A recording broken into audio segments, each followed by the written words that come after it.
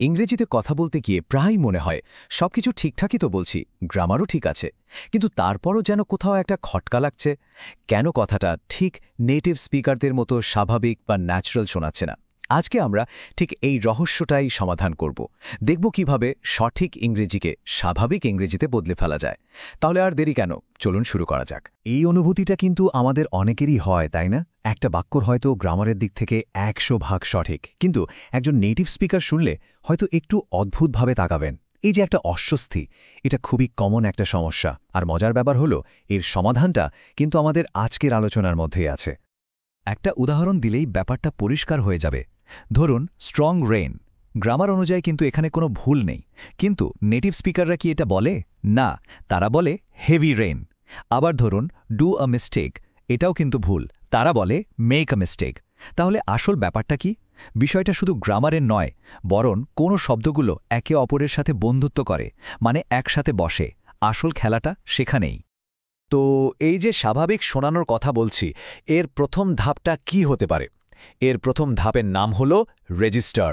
Register মানে আর কিছুই না, সহজ ভাষায় পরিস্থিতি বুঝে কথা বলা।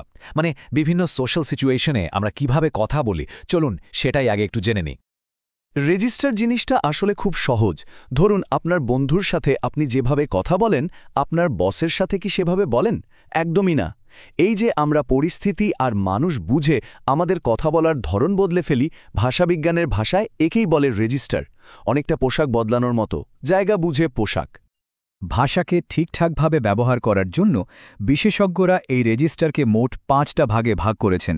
এই ভাগগুলো আমাদের একটা ম্যাপের মতো সাহায্য করবে, কখন, কোথায়, কার সাথে কেমন ভাষায় কথা বলতে হবে। চলুন তাহলে এক এক করে এই 5টা স্তর আমরা দেখে নিই। তালিকার প্রথমেই আছে ফর্মাল রেজিস্টার। এটা হলো সেই ভাষা যা আমরা খুব গুরুগম্ভীর পরিবেশে ব্যবহার করি, যেমন ধরুন কোনো চাকরির আবেদন লেখার সময় বা কোনো অফিসিয়াল প্রেজেন্টেশনে। এখানকার ভাষাটা হয় খুবই গোছানো, নির্ভুল আর একদম পেশাদার, যেমন স্লাইডের এই বাক্যটা দেখুন। আর ফর্মালের ঠিক উল্টো দিকে আছে ইনফর্মাল রেজিস্টার। এটা হলো আমাদের সেই প্রিয় ভাষা, যেটা আমরা বন্ধুবান্ধবদের সাথে আড্ডায় ব্যবহার করি। এখানে কোনো নিয়মকানুনের বালাই নেই, ব্যাকরণের কড়াকড়িও অনেক কম। যেমন হেই হোয়াটসঅ্যাপ, ওয়ানা হ্যাং আউট লেটার, একদম ঘরোয়ালা। আচ্ছা, ফর্মাল আর ইনফর্মালের ঠিক মাঝামাঝি একটা স্তর আছে। এটার নাম হলো কনসালটেটিভ রেজিস্টার। এটা পেশাদার, কিন্তু ফর্মালের মতো অতটা কাঠখোট্টা নয়। যেমন একজন ডাক্তার যখন কোনো রোগীকে পরামর্শ দেন, তখন তিনি এই ভাষাটা ব্যবহার করেন। এটা একই সাথে সম্মানজনক এবং সহলবোধ্য। এরপর আসছে একটা মজার রেজিস্টার, নাম ফ্রোজেন বা জমাট বাঁধা। নাম শুনেই বোঝা যাচ্ছে এখানকার ভাষাটা একদম স্থির, এটা শত বছরেও বদলায় না। যেমন ধরুন বিয়ের মন্ত্র বা আদালতের শপথ, এই বাক্যগুলো মুখস্থ এবং অপরিবর্তনীয়। আর সবশেষে যে রেজিস্টারটা আছে সেটা হলো ইন্টিমেট। এটা একান্তই ব্যক্তিগত, শুধু খুব কাছের বন্ধু, পরিবার বা সঙ্গীর জন্য। এই ভাষার এমন সব ব্যক্তিগত শব্দ বা ডাকনাম থাকে যার মানে হয়তো শুধু দুজন মানুষই বোঝে। বেশ, রেজিস্টার বা পরিস্থিতি অনুযায়ী ভাষার ব্যবহার তো বোঝা গেল, কিন্তু আমরা যেখান থেকে শুরু করেছিলাম সেই স্ট্রং রেইনের ব্যাপারটা কি, কেন এটা ভুল আর হেভি রেইন ঠিক, এর উত্তরটাই লুকিয়ে আছে আমাদের আলোচনার দ্বিতীয় অংশে। আর সেটার নাম হল কলোকেশন। কলোকেশন বিষয়টা খুব ইন্টারেস্টিং। এর মানে হলো কিছু শব্দ আছে যারা একে অপরের খুব ভালো বন্ধু, তারা সবসময় একসাথেই থাকতে পছন্দ করে। এটা কিন্তু কোনো গ্রামারের নিয়ম নয়, এটা হলো ভাষার একটা নিজস্ব ছন্দ বা অভ্যাস। নেটিভ স্পিকাররা এটা ছোটবেলা থেকে শুনতে শুনতে শিখে যায়, আর আমাদের মতো যারা ভাষাটা শিখছি তাদের একটু খেয়াল করে এই বন্ধু জোড়গুলোকে চিনে নিতে হয়। এই শব্দের কিন্তু কয়েকটা সাধারণ প্যাটার্ন আছে, যেমন অ্যাডজেক্টিভ আর নাউন একসাথে বসে, যেমন ডিপ স্লিপ বা স্ট্রং আর্গুমেন্ট। আবার ভার্ব আর নাউনও একসাথে বসে, যেমন কমিট আ ক্রাইম।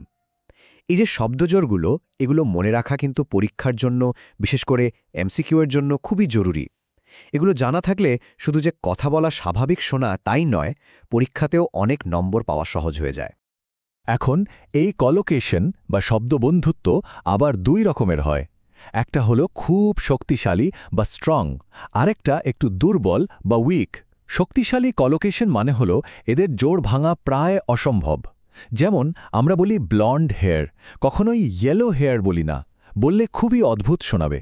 অন্যদিকে দুর্বল কলোকেশনের ক্ষেত্রে অনেক অপশন থাকে, যেমন একটা সুন্দর দিনকে আমরা নাইস ডে, লাভলি ডে বা গ্রেট ডে সবই বলতে পারি।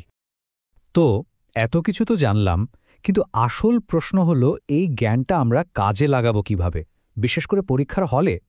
আসলে এই সাধারণ কলোকেশনের ভুলগুলোই কিন্তু এমসিকিউ প্রশ্নে প্রায় ফাঁদ হিসাবে ব্যবহার করা হয়। চলুন সেই ফাঁদগুলো চিনে নেওয়া যাক। যখন আমরা ভুল শব্দজোড় ব্যবহার করি, মানে এই শব্দবন্ধুদের নিয়মটা ভেঙে ফেলি, তখন তাকে বলে কলোকেশনাল ভায়োলেশন। এই ভুলটা সবচেয়ে বেশি হয় কখন জানেন?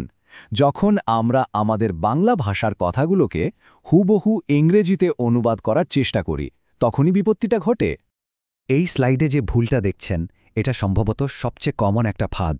ভুল করাকে আমরা বাংলায় করা বলি বলে অনেকেই ইংরেজিতে ডু আ মিস্টেক বলে ফেলেন, কিন্তু এটা একটা ক্লাসিক ভুল। সঠিকটা হলো মেক এ মিস্টেক। এটা একদম মাথায় গেঁথে নিতে হবে। আর এই উদাহরণটা তো আমাদের একদম শুরুর উদাহরণ, মনে আছে? Strong rain. স্ট্রং শব্দের অর্থ শক্তিশালী, হেভি শব্দের অর্থ ভারী বা শক্তিশালী হতে পারে, কিন্তু বৃষ্টির সাথে বন্ধুত্বটা শুধু হেভি শব্দেরই আছে। তাই সঠিক প্রয়োগটা হলো হেভি রেন, স্ট্রং রেন নয়। আরেকটা খুব সূক্ষ্ম কিন্তু গুরুত্বপূর্ণ উদাহরণ দেখুন। ফাস্ট আর কুইক দুটো শব্দের মানেই কিন্তু দ্রুত, কিন্তু যখন আমরা এক ঝলক দেখার কথা বলি, তখন নেটিভরা বলে কুইক গ্ল্যান্স, তারা ফাস্ট গ্ল্যান্স বলে না। এই ছোট ছোট পার্থক্যগুলোই কিন্তু আপনার ইংরেজিকে অন্যদের চেয়ে আলাদা আর অনেক বেশি ন্যাচারাল করে তুলবে। তাহলে পুরো আলোচনাটা যদি আমরা এক জায়গায় আনি, কি দাঁড়ায়? রেজিস্টার আর কোলোকেশন এই দুটো জিনিস শুধু ইংরেজি শেখার দুটো নিয়ম নয়, সত্যি বলতে এটা হলো আপনার যোগাযোগের একটা সুপার পাওয়ার। কেন এটা এত গুরুত্বপূর্ণ? কারণ আপনি যখন সঠিক রেজিস্টার আর কলোকেশন ব্যবহার করেন, তখন আপনার কথা শুধু শুদ্ধ শোনায় না, অনেক বেশি পেশাদার আর বিশ্বাসযোগ্য শোনায়। ভাবুন তো, একটা চাকরির ইন্টারভিউ, একটা প্রেজেন্টেশন বা আইএলসের মতো পরীক্ষায় এই দক্ষতাটা আপনাকে কতটা এগিয়ে রাখতে পারে। এটা আপনার কথা বলার সাবলীলতা বাড়াবে আর শ্রোতাদের সাথে একটা দারুণ সংযোগ তৈরি করবে। আজকের আলোচনা শেষ করার আগে একটা প্রশ্ন রেখে যাই। একটু ভেবে দেখুন তো, এমন কোনো শব্দের ফাঁদে কি আপনিও আগে পড়েছেন? এমন কোনো কলোকেশন ভুল যেটা আপনি প্রায়ই করতেন কিন্তু আজ বুঝতে পারলেন? নিজের ভুলগুলো নিয়ে ভাবলে কিন্তু শেখাটা আরও পাকা হয়। আজ তাহলে এ পর্যন্তই।